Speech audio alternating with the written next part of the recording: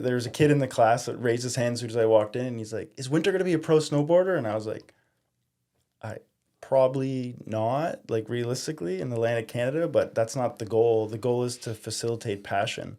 So it's like, I'm bringing her to mountain bike races or snowboarding or skateboarding, or not to necessarily be like, do this, become a mountain biker, become a snowboarder, but facilitate your passion, whatever that is. Welcome to the Driven Dad Podcast, where we celebrate dads that live with passion and lead with purpose. On this show, we'll host some dads that live incredible lives. Being a dad is the most important job you'll ever have. Get inspired by our amazing guest dads that refuse to live life in mediocrity and live epic lifestyles with their families.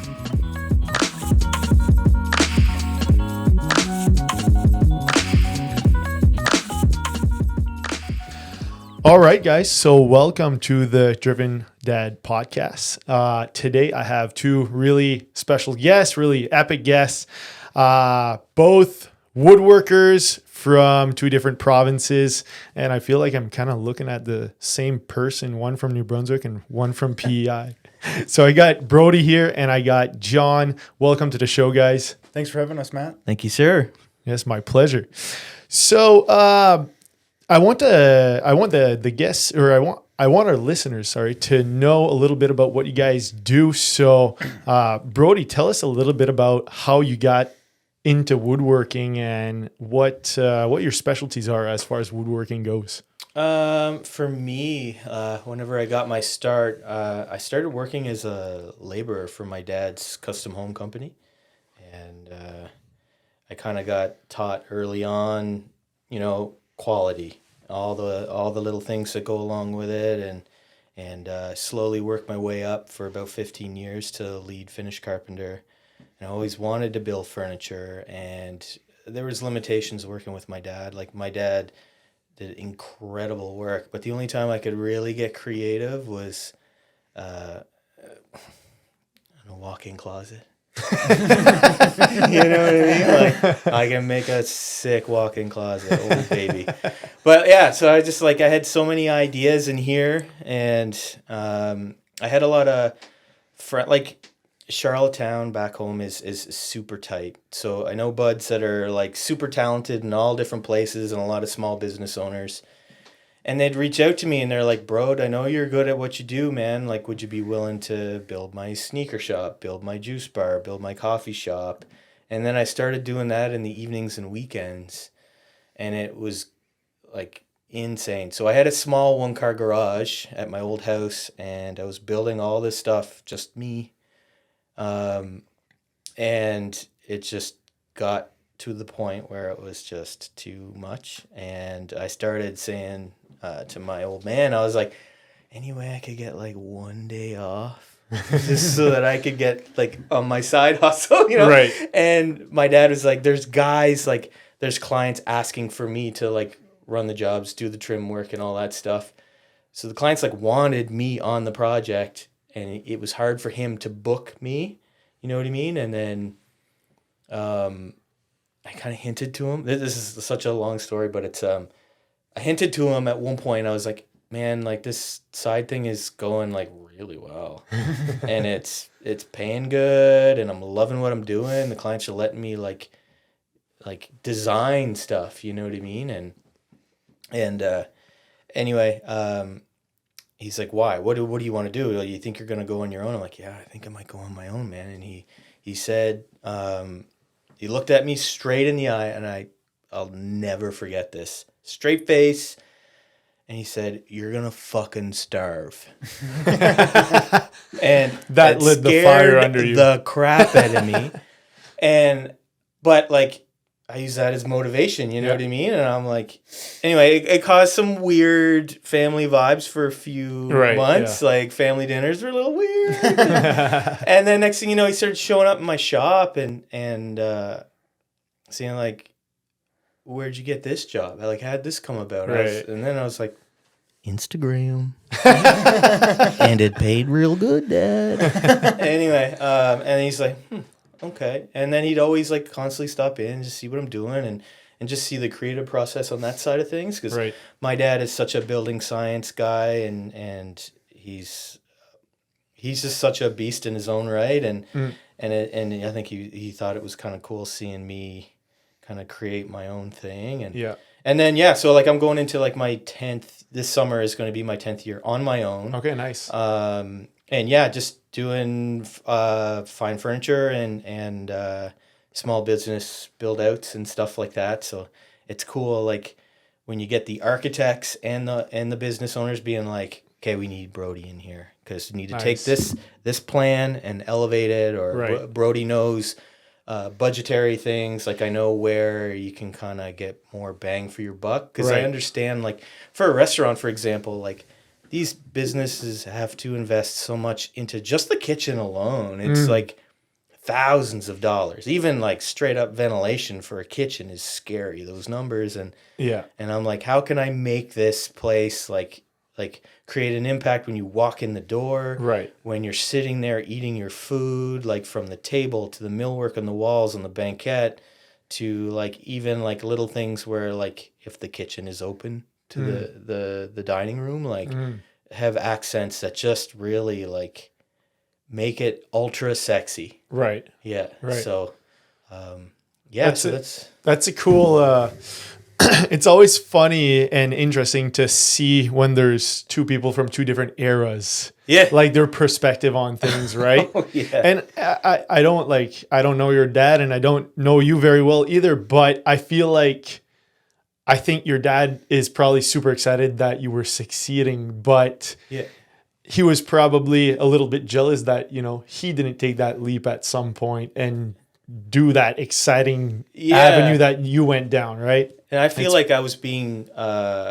basically trained to take over like it was going to be me to take over the family business. Right. And I decided to go a more creative route. I think that hurt him a little bit. There was some emotions there. Yeah. Yeah. I was just like all in on my business. But then like looking back now, like on all the jobs I ever worked on, like I remember like my dad was like such a force, like lining things up and timelines. And he was like, anyway, and then like my uncle kind of taught me the real craft side of things that worked for my dad. And he was an incredible Finnish carpenter. Yeah. And seeing it from both perspectives, you know what I mean? Right.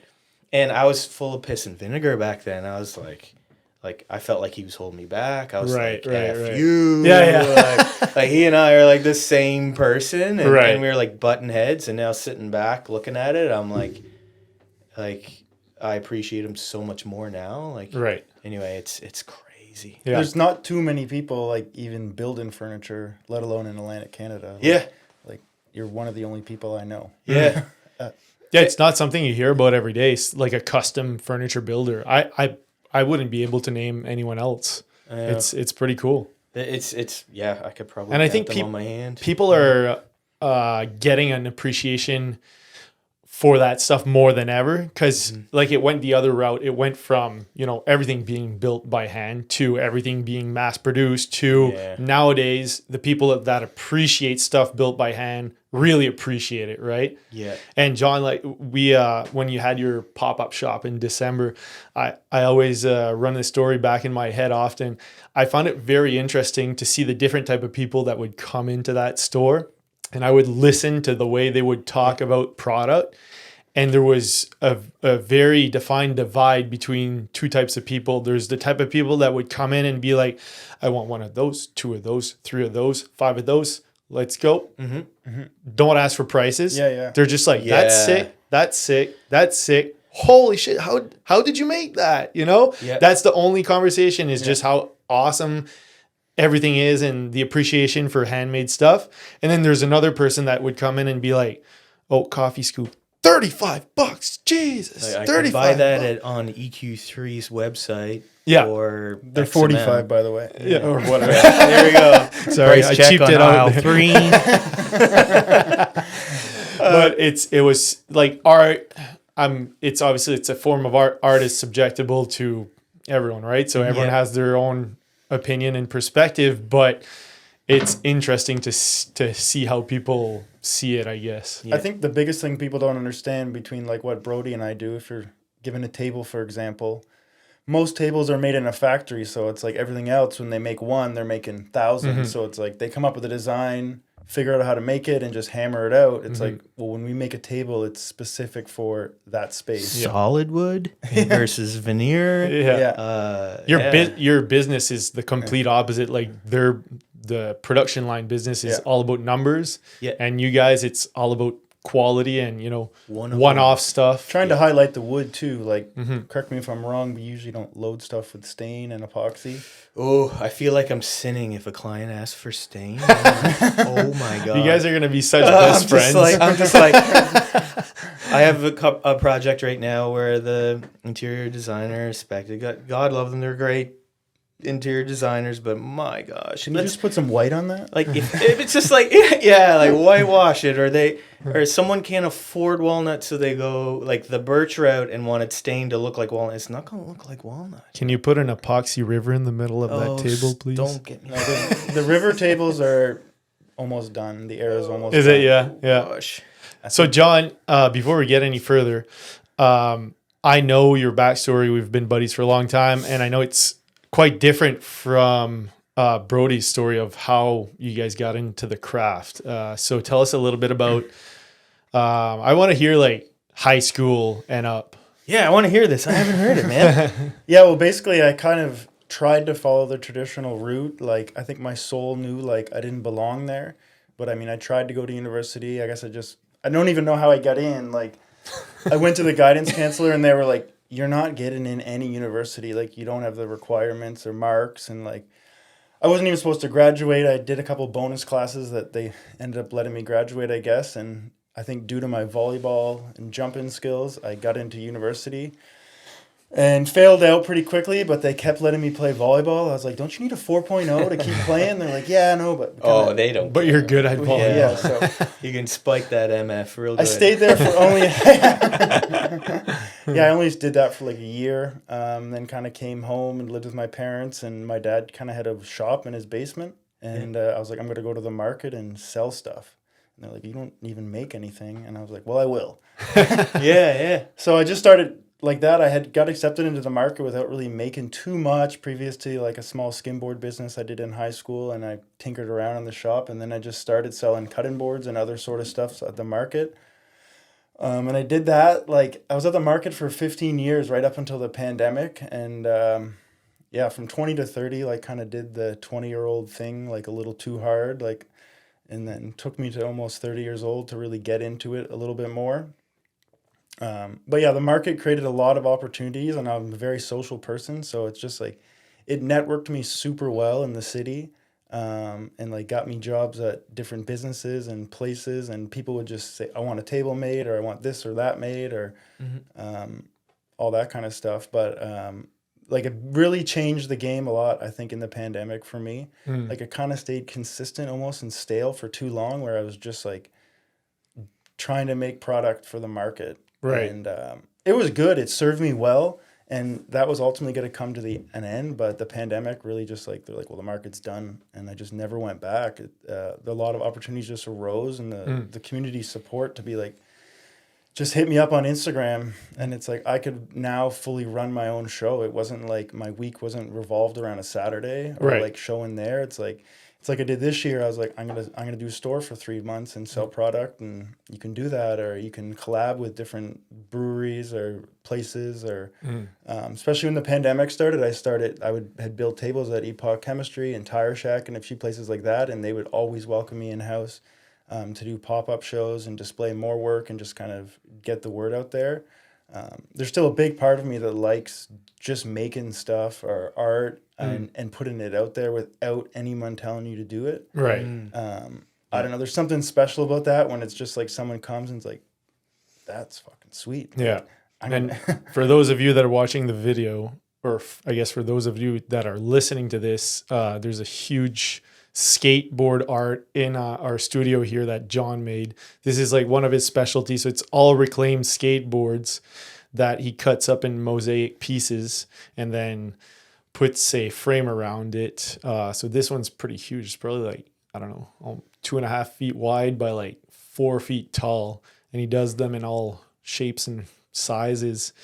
this is like one of the formats that you specialize in, I guess. Yeah, I started doing that like start of the pandemic really, and I did it a little bit earlier, but I would just make say 10 of them, put them up at a place like Epoch Chemistry, or just put them out on Instagram, and people just buy them. And it's like when you do that, you don't have to go out and spend the money on the wood. It's like, well, this is all reclaimed materials. I'm making something, which is cool on its own, right? Yeah. Like people, it's like almost like a trendy thing, right? People like stuff that's recycled and reused, and the story's just already in there because you have the board. So yeah, that's awesome. That's cool. So another common grounds that we all have kids that snowboard. Daughters that snowboard, right? Yeah. trying to. Yeah. I mean, John's a little bit in the earlier phase than us. We've all been there, Brody. I'm sure you can. How old is your daughter? 4. 4. Okay, so we're just a year older than you. This year was like our pivotal year for us. We've had good moments, but this year was like, oh yeah. Like it's really fun. Yeah. They're going on their own, no leashes, nothing. It's like probably one of our favorite moments as parents, honestly. Yeah. It's pretty special. But John, hang in there. It's it's coming. it's a grind, but then it's like, holy shit, worth every ounce of effort, right? Oh, it is. It's pretty sharp. So yeah, we're all snowboarders on the East Coast. So I don't know. We're going against the grain on a few angles there. Kids that snowboard on the East Coast. Get snow for 3 weeks a year. Yeah. But man, I don't know. Like I don't know about you guys, but for me, it rekindled my love for snowboard on the East Coast. Cause like, realistically, like we're not snowboarding for powder here. We're not snowboarding for massive elevation mountains. Like there's nothing really great going for us here as far as snowboarding goes. Yeah. But like our main hill is Pulley Mountain or Wentworth, and I freaking love it. Like every day there is so much fun now because I go for a different purpose, right? Yeah. It's definitely brings you like a renewed appreciation for snowboarding. Yeah, like me as a kid, like growing up snowboarding, like I started competing around the Maritimes and stuff and met so many great people from everywhere. And then it got to the point where like there was like crews from every part of New Brunswick and Nova Scotia, and then like the crew of us from PEI, and we'd all like meet all the homies, on the weekend at like the Border Tech Rail Jam, or we go to Far Lane for demos or whatever and meet all the homies. And the friendships that I made during that time, I met my wife during that period because of Border Tech Rail Jams. Right. And just like my best friend, Scott, he's a contractor in Collingwood, Ontario now, and he used to be from Halifax. Okay. We're still like super tight, and we met at a Border Tech Rail Jam. So cool how communities like that bring like-minded people together, right? Yeah. Yeah. I feel like that's the bike community now. Like, you need to get on a mountain bike, Brody. I guess so. Brookville is sick for I mountain was biking. told that. I went there last year. It's so much fun. Yeah. Really? Yeah, it's really fun. Man. Yeah. Super flowy, like beginner friendly, but at the same time, there's something for every level. Yeah. Yeah, it's a lot of fun. Man, bikes are spicy when it comes to pricing, I noticed. Yeah. Yeah, you get to a point where you don't care anymore about that. I'm like that with snowboard gear right now. Yeah. And I'm just like, oh my God. No, it's like three touring setups to get into. Okay. Yeah. Oh boy. Yeah. But then like I think when you get to a certain level of mountain biking, you're totally cool with the entry, with the price to enter type of thing. Yeah, you have to remind yourself that people drop like 20 to 60,000 on side by sides to sit there, drink beer. That is true. And press a gas pedal. Yeah. I'm not that guy at all. Oh my Don't be that guy. Yeah, I'm not that guy. So I noticed that you put it in my little question form here that your main fitness source of fitness was snowboarding. So do you do anything in the summertime? I used to rollerblade. Rollerblade. Yeah. Oh, one of those guys. So do you guys know Adam Westfield? Yeah, did you have like super baggy cargo shorts too? Probably. Yeah, like Adam and I used to skate like the handrails around Moncton and cool. So like I was one of the key guys from PI. Again, same idea. Like there's crews all over the Maritimes. So we'd meet for contests and stuff, and we'd film stuff, and Like on the way here, I drove by like Dieppe City Hall, and I was like, I remember when I did the big kink rail at Dieppe City Hall. Yeah. I also fractured my kneecap on that rail too. Yeah. It's stainless steel, and I overwaxed. There's a fine line between wax and a stainless steel rail. Okay. And I overwaxed it, and I was going through the kinks, and I came off, and the momentum coming off the rail drove me underneath the rail, and my knee hit the support post. Anyway, fractured my kneecap. Anyway, that ruined my season. But just doing gnarly shit on rollerblades and stuff. Yeah. But, I used to do that, but I might start get into running or something like that. I need to do something in the summer because, like, I'm always working on my old truck too. I have an old truck at home, so that's not really exercise. But anyway, that's cool though. Yeah, trying to keep my brain working at all times. You know what I mean? Yeah. I feel like that's the muscle I need to keep. Oh yeah, definitely keep locked in. Definitely. Yeah. Now biking's blowing up though in the last 3-4 years, something like that. Yeah. I know a lot of people that I didn't know before the pandemic. Yeah. Like I met so many good people I bike with. That Matt and I both bike with all the time now that none of us knew in 2019. Yeah. Crazy. And they're all in this neighborhood too, or in Dieppe or Moncton, and it's like everyone's like 30 to 50. Okay. And there's some people that are in like elite shape or just crazy wild animals. Everyone's like an individual, you know what I mean? Like, what's cool about biking though, it's super accessible compared to snowboarding. It makes a lot more sense around here because the season is, instead of 3, maybe 4 months of snowboarding, it's like you're biking for like a solid 8 months. And there's trails 10 minutes from here that are okay, or there's like epic trails within the hour from here, right? Like PI in Brookville.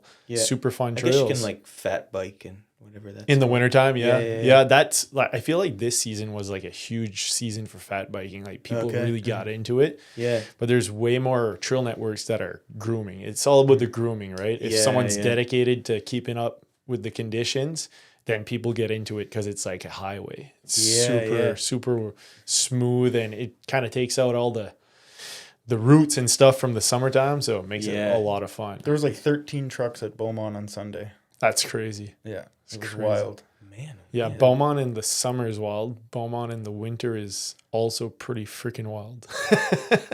Beaumont is like, I don't know, I've labeled it like maybe the best trails in the Maritimes. Some of the best trails breeds, anyways. And I would say it breeds.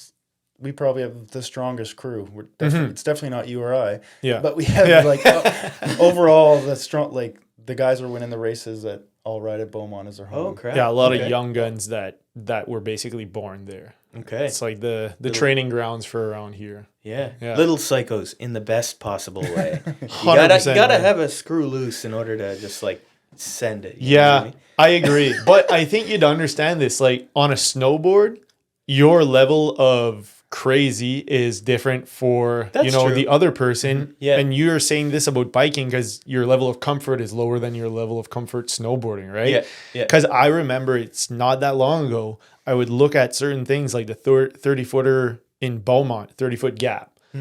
And I clearly remember saying for multiple seasons, like, it's just never going to be worth it for me. Like I'm cool not doing that one and not, working up to doing that jump. And at one point, there's a season I was like, you know what? I might do it. I might do it one time. Like maybe next season or whatever. Yeah. Next season comes along. I'm like, yeah, I can freaking do that. Like I got this. Okay. So my mindset just shifted because my level of comfort changed, right? Yeah. So it's cool. Like, one of the coolest things I find, like as a dad or as a person getting older or whatever, is I'm actually better at a lot of things that I've ever been. Like biking, snowboarding. Yeah. I think I'm a better snowboarder than I was at 20 years old. You guys probably rode like way more than me back then. I think I was just crazier. Yeah. Bigger balls. But it's cool whether we're better or not. It's cool that we're doing all that stuff. Yeah. How old are you, Brodye? 44. 44. Like, so freaking cool that we're snowboarding with our kids or without our kids or whatever. We're old dogs, but we're still freaking doing it's it. Awesome. I seen a front board on IG there in a skate park. Nice. Yeah. Nice. That That stuff's fun. cool. Yeah. It's so disappointing when people surrender to their age, right? I I know. hate hearing like I'm too old for something or my knees hurt or Yeah, whatever. I'd get messages like on that picture I posted of that. It was just like front blunt to fakie and just ride away. And some people were like messaging me like, "What are you doing back at the skate park, bro? Like, I thought you were like, I'm living. yeah." I'm like, living. dude, I just wanted that clip high. I miss it. Yeah. Like, There's no difference in someone going to the tennis court and wrecking their shoulder yeah. at 65. Like, And it's like, know your limits, right? Like, I'm not gonna try and 450. Yeah, that- 100%. that There's box, you know, like, there's a line there that, you know, you probably shouldn't cross. yeah. I'm always But- like, gotta drive nails on Monday. Yeah. Yeah. You know what I mean? But it's like, okay, so it's either you play it on the safe side and you're not freaking living, Yeah. or you do dangerous things carefully, you know. Yeah. You risk it to a certain level where you're pretty confident and you have a freaking blast. Yeah. And you're like, happy. and like we all know, like we're all at the age now where we know how to fall. I feel like that's the big thing. I preach that to people all the time. I'm like, you just know how to fall. Yeah.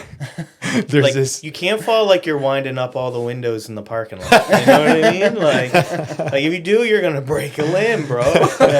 Just keep it tight. You know, like- last year, John and I went biking at Pulley Mountain, and long story short, someone got in the middle of the trail, and John had to bail out like no. extremely last second on a feature with a gap, Oh gosh. and I was trailing like right on his back wheel. Yeah. And to piggyback John's story about knowing how to fall, he does know how to fall pretty well because the guy got in the way. John slammed on the brakes. Yeah. John fell dove head or wheel first into the gap. Yeah. I flew over John. By the time I had put my brakes on and looked backward, John was already standing up.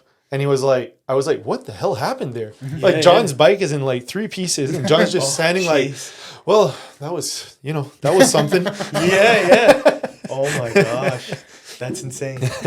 Yeah, I think he just did a tuck and roll there. Yeah. Up like nothing happened. Right? Yeah, exactly. Yeah. So how do you guys, like, as entrepreneurs, how do you guys manage like being high performers, if you want to call it that way, as far as the business goes and the family life? Do you guys think there's such a thing as a balance, or how do you guys manage like being a present father, present partner, but at the same time, you know, going for all the goals you have in your business, doing everything you want to achieve in your business, you know, making more money, whatever the case may be? How do you guys go about that?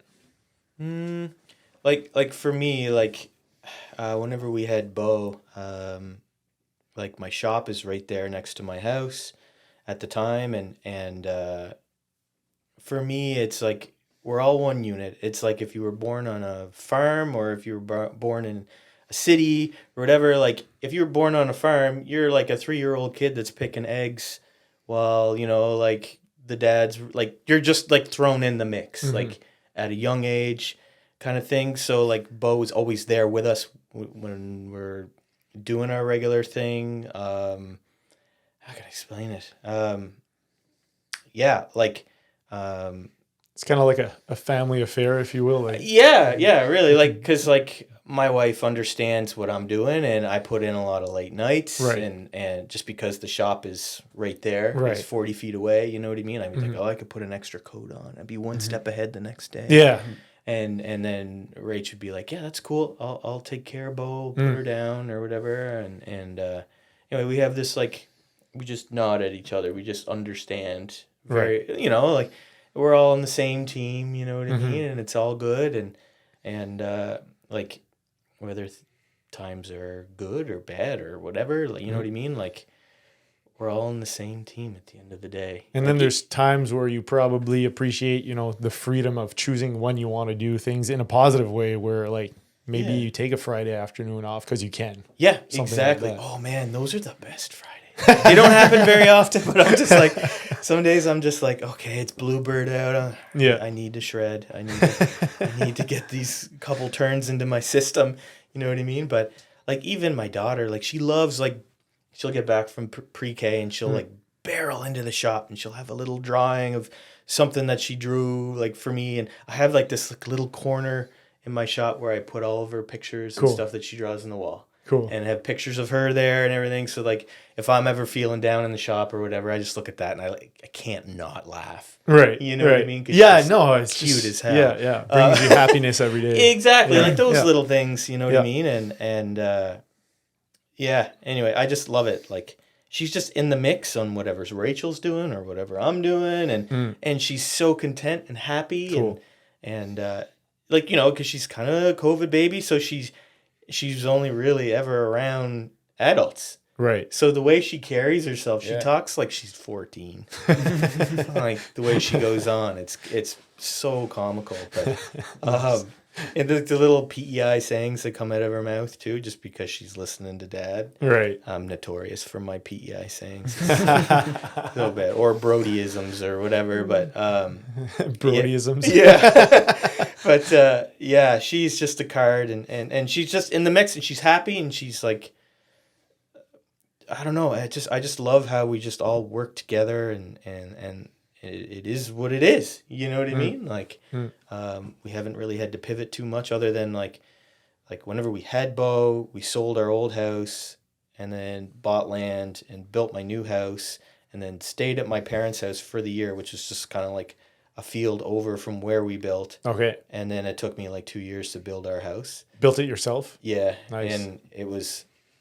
I lost so much weight because of stress. But I'm so proud of what I built, and Cool. and that our house is there, and Bo can play. Like we have like 3.5 acres, so she can just run around like a hooligan. There's something special about having some space, eh? Yeah, oh my God.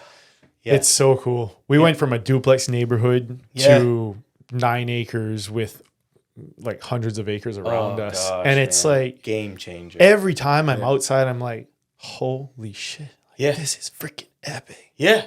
And I can't imagine living without that type of space now. Like going back to a duplex neighborhood where everyone's piled up one on top of each other. I can't. It's well, I guess you don't know what you're missing until you know. Yeah. If you've never experienced it, type of thing. Here's something funny. It might be totally unrelated from what we're talking about. This just popped in my head. It's so silly.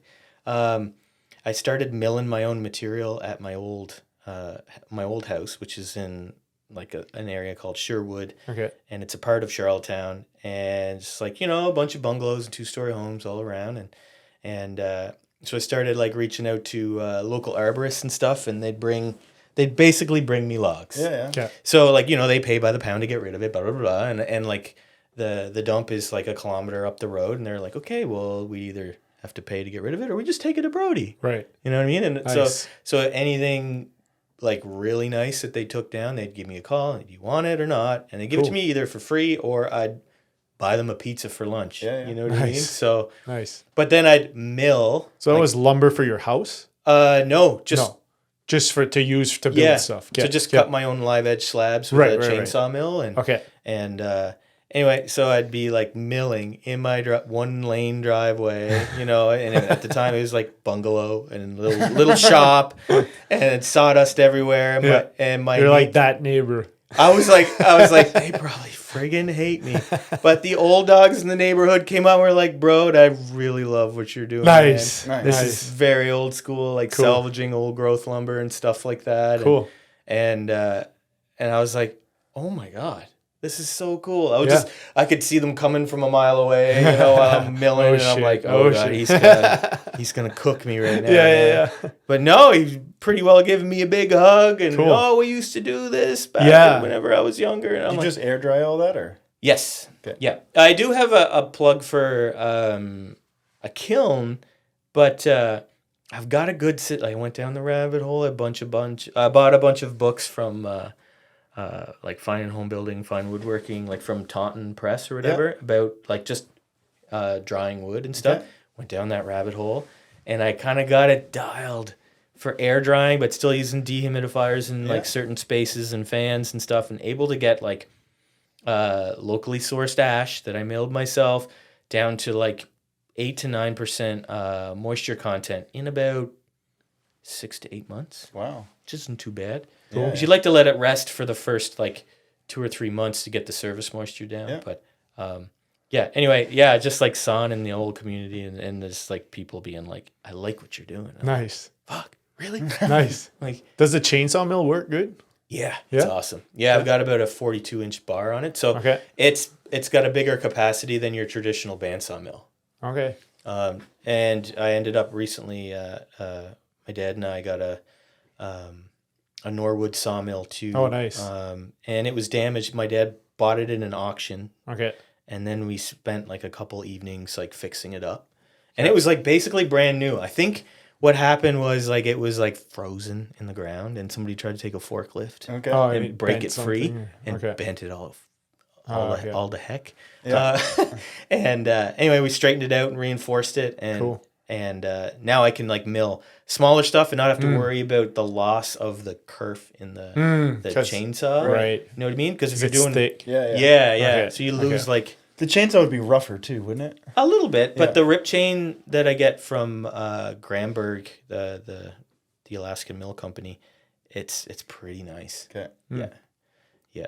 But why did I even tell that story? I'm getting lost here. It's a massive tangent. Yeah, I know. It's just like it's an awesome. ADHD in a nutshell right there. So, John, what about you? Like, I know you guys live a super awesome family life. You prioritize, travels and fun shit. And at the same time, you have some massive goals on the professional side, and you've been successful on that side also. So, tell us a little bit about that. I mean, similar to Brodye, I mean, having the shop next to home is, you can kind of cater your life a little bit like that. Like, if I like to wake up early, so like, especially my busy season, I can go in the shop for a few hours, come inside, have breakfast with the girls, send them off to daycare and school, and back at it. And when they're done, I can be done, kind of thing. But yeah, just we try to keep Winter involved in our activities too, right? Like, if we went out to Tire Shack for a few birthday beers on Saturday, we brought her and we brought games for her and stuff, so she can hang out and get involved, and Right. let her just freely walk around and see the dogs or whatever she wants to go with. But yeah, we try to lug her around a lot. Like Yeah, we're the same. Natalie doesn't like being without her or waking up without her. Like we've had a few nights without her, but yeah, we just try to bring her places and get her to see stuff and do stuff. And even Saturday, we brought her to the Riverview skate park. With my intention was to get her to skateboard, and she didn't really want to, but Right. we brought her, and she hung out for like an hour, and then eventually she wanted to try it. Cool. She come out and did the best she ever did on the board, and was able to, but it was just the comfort level of being there and for a while. And, that's like a combination of me being like, let's do this, and Natalie being like, well, this is really how you should do it. Like, This is the reality. this John. is like, so like, yeah, we're, working together and using, both of our strengths. We're definitely quite different, like Natalie and I, but yeah, like feeding off each other and listening to each other for sure, and to what each other have to say, and listening to Winter most of all too, like what she wants to do. Like I remember I walked into Natalie's class, I don't know, I randomly walk into her class sometimes just for fun. Last time I went, the principal of the school wants me to build him a table, so that's a bonus. So There you go. yeah. Just got to show your face, man. You'd be Yeah. like, John Black. come here. He's like, how much realistically for a table? I was like, I don't know, get together at least $5,000 and we'll talk. I don't know. Yeah. So, but anyway, back to the story. There's a kid in the class that raised his hand as soon as I walked in, and he's like, is Winter going to be a pro snowboarder? And I was like, probably not, like realistically, in the land of Canada, but that's not the goal. The goal is to facilitate passion. So it's like, I'm bringing her to mountain bike races or snowboarding or skateboarding, or not to necessarily be like, do this, become a mountain biker, become a snowboarder, but facilitate your passion, whatever that is. Like, I mean, I don't love playing Barbies, but some days she's passionate about it, and she's so creative with Barbies and dolls. It's like, how can you not sit there and do that? Do that thing with do her. that Yeah. thing. Like, Yeah. I can't do it for 3 hours like she can, but Yeah. I can do it for a bit. Yeah. Yeah. But you're just being a dad, showing her stuff. You know Yeah. what I mean? And Yeah. and if she takes a liking to it, hey, you're here for it. You know what Yeah, I yeah. mean? And And when we're showing them stuff that we like and we, hope that they enjoy as much as we do, I think the importance is to highlight the fun parts of that day. It doesn't matter like what that is exactly. Like when we're going snowboarding, it's becoming a little bit more about the snowboarding now, but for a long time it was all about snacks. Going into the lodge, let's go near the fire. Let's look at the people snowboarding. Let's go for a walk on that hill and you guys can slide on your butt, like on the hill, for a half hour. Let's go talk to your friend. Go run around that table with your friend. I don't really care what ends up happening that day. My main thing is I hope at the end of the day, they're like, wow, going to Poli is fun. Not necessarily going snowboarding, but like Poli is fun. Just it's good vibe. That's their relation to Poli, right? So later on, you hope that maybe, snowboard will be related to fun. So they end up liking it. I started bringing winter to our little backcountry zone. Matt's been there in Shenstone, and every time now she always brings up like, I want to go to the Pete Maison. And like she just likes going there to hang out in my hut. Oh, is that cool fort thing? Yeah, with the little red door thing. Yeah. It's like a hole in the. It's literally a hole in the ground with a tin roof. It's pretty sharp. It's something you'd see in a magazine. Honestly, it's cool. It's the size of this room probably, and it's cool. But she nice. like people like hanging out there, so it's like I learned like sometimes I bring friends out there and they're just like, I'm just gonna like sit here for a few laps in the hut. Just like, chill and have a beer, and I'm like, okay, that's Yeah. fine too. Yeah, it's a vibe. It's a vibe thing. Yeah. Exactly. Yeah. It's about exactly. It's just about presenting a vibe and good energy and making sure everyone's having a good time. Yeah, and honestly, I don't know. This is just an opinion, but I think we're doing a freaking awesome job. Like, just what we're exposing our kids to. Yeah, it's not because we want to compare ourselves to anyone else, but like, unfortunately, a lot of kids are, on their devices or never mind doing awesome stuff. Yeah. They're not doing much. Yeah. They're on their devices or their parents are sending them to, nothing. There's nothing wrong about playing sports in teams and stuff, but I find that it's super awesome when you do an activity with your kids, right? There's a bonding moment there. Yeah. You're the one teaching them how to do something. You're doing it with them. You're showing them, that you're still able to move and do cool things at 44 years old. So I think we're doing a pretty freaking epic job as far as exposing them to cool stuff and showing them a nice lifestyle. And the nice thing about friends too is like you get to choose your friends. So it's not like family or whatever where it's like that's who your family is. Like, so at this point in my life, when we get to choose our friends, it's not that I let go of any old friends like that, but a lot of my new friends are dads who do awesome stuff. Yeah. So it's like, if I'm going to hang out with you, it's like we're probably mountain biking or doing some crazy bike ride or something. And chances are you have a dad because your schedule is ridiculous as mine. So it's just kind of seemed to how things have lined up. Like I said, once again, especially since the pandemic, like I've met so many people that live in this neighborhood that I'm like awesome friends with now. Some of my best friends. And it's like, it's changed how I act, how like, you're not looking for a Saturday night to get socialization to go out and have beer to 2 a.m. because that's what the majority of people are doing. Or who does that now? That is crazy. I don't know if anyone does that. My gosh. I don't know if, to be honest, I don't know if people club anymore. There is no clubs in Moncton. I think breweries might be the happening spot for young people too. I don't know. Well, I'm not sure. What was his name who came to Amqui there? He was 23. Sebastian? Yeah. We asked him what young people do, and they're like, what do you guys do? How do you meet girls? Like, honestly. He's just like on Tinder.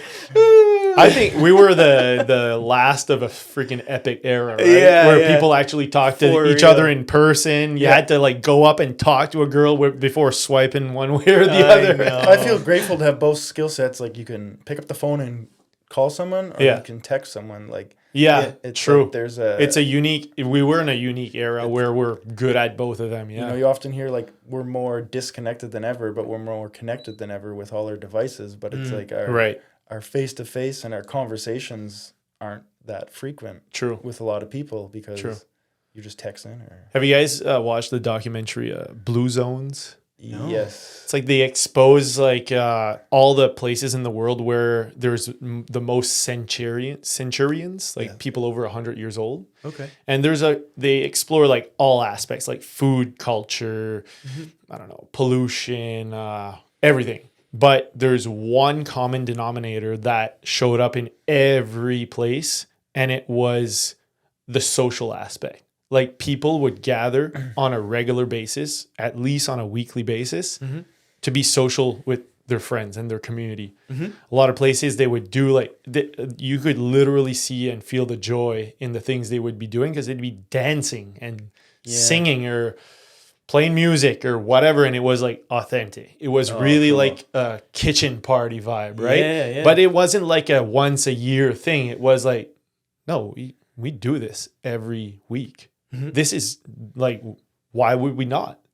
It's the thing that brings us the most joy, right? And imagine, like, if you really think about it, it's awesome for us. Like, we have families that we enjoy being around, but you have to, like, during the summertime, our Wednesday night bike rides, Yeah, like, yeah. we're pretty religious about that.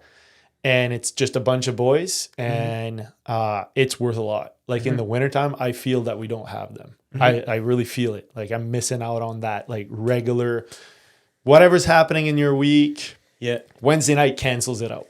Yeah. There's a thing back in PEI. The PEI Snowboard Association does like an adult snowboard club, trying to get more people cool. involved in the association and stuff, Nice. and just get the old heads back out on their boards. And That's sharp. I was a good part of idea. it the last few years. I wasn't able to this year because I had to kind of balance between having the time to teach Bo to snowboard or do Right. adult snowboard club, and Right.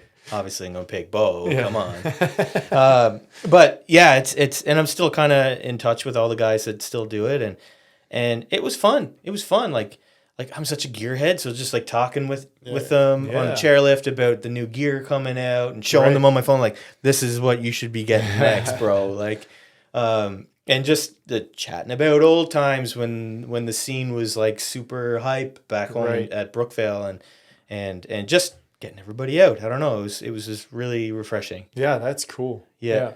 No, it's so valuable. Yeah. Yeah. So guys, before I let you guys go today, what piece of advice would you give a parent, a dad specifically, as far as like, I would say we specialize in like lifestyle, like, living a fun life. Yeah. So what would you tell people, Brodye? Oh boy. Oh gosh. Put you on the spot there. I know. I don't know. Like I'm big on like little victories, whether it's getting my daughter to eat a specific food item, if they've been fussy for 2 years, you know what I mean, or even like here's the thing, like I love going snowboarding with my daughter, and the little things that she does, like she's very quick, like learning to do turns and stuff and doing like fundamental stuff. And then we'll just totally stop and just like celebrate, whether it's like dance on the bunny hill, Cool. give a big hug, Nice. like just little things like that. Like sometimes mom and dad's schedule doesn't mean crap, and just make time for the little one and just be there, be present. And I'm just so grateful to be in the position I'm in right now with the missus and Bo, and how excited she is to do everything with That's us. awesome. You know what I mean? And I don't know if that answers the question, but That's just be there. You know that's what an I incredible mean? answer. Like, Yeah, I think that's really valuable tips right there. Yeah. What about you, John? Well, I guess there's 2 points I have. One would be just let go of expectations. Like whatever you're doing, That's a like, good one. whether it's like you're taking your kids snowboarding or skateboarding, like just let go of the expectations of what you think. be in the moment. And just be in the moment, and what happens. For sure. There was a second one, but now it's kind of That was a good one. That first one was still really good. Yeah. I've remembered the second one. Don't really care what other people think. Yeah, hell Fucking yeah. right. So Yeah. it's like we say that, but it's something that I try to constantly improve on, because it does affect you, like, and I think I'm significantly better than I used to be, but it just helps you live your authentic self. It's like whatever, or even place an opinion. Like sometimes you just place like, oh, that's what Matt thinks of like this. And it's like, why even go down that rabbit hole of like thinking about what other people think and based on how you're going to act or do your or thing, raise right. your kids, or it's like, if you think it's a good idea, Yep. you can do it. Yep. So 100%. yeah. Man, you guys are so full of wisdom. For a bunch of woodworking snowboarders. Just a bunch of hoses. I watched a few Oprah podcasts to prepare. A few bomb hole podcasts. Yeah, that's basically it. John, press that green button. Green? Yeah. Yes. You have to give a That shout. just hit me right here. You have to give a shout out to someone to do that. Yeah. Shout out to Bo Rose Chappell and Rachel. Love you. Oh, yeah. Holla. Shout out to Natalie Claire Black. It's her 40th birthday. Oh, today. yeah. Oh, Happy happy birthday. I love it. Oh, nice. Shout out to the bomb hole. There's probably like one listener who knows what the bomb hole is. Yeah. Hopefully there's more. All right, guys. So with that, I think that's a pretty epic ending. So thanks a lot for being on the show. I really appreciate you guys, and I appreciate you guys being such epic people and epic dads. Yeah, right on. Keep it up. Thanks for having me, dog. My pleasure. Thanks, Matt. Nice to meet you, Brody. Yeah. Yeah. Cheers. Cheers.